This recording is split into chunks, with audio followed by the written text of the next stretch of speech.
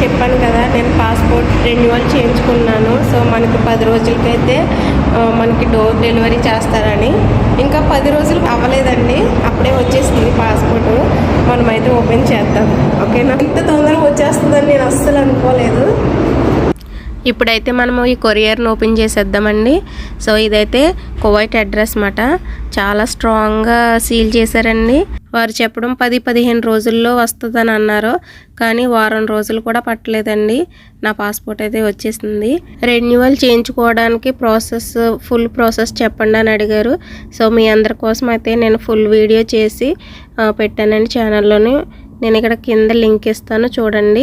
ఇవిగో నాకైతే పాస్పోర్ట్లు వచ్చేసినాయి, పాతది ప్లస్ కొత్తది కూడా 2 వచ్చేసినాయి అండి. అలాగే అక్కడ ఆ రోజు నేను సంతకాలు పెట్టిన పేపర్స్ అన్నీ కూడా వచ్చేసినాయి.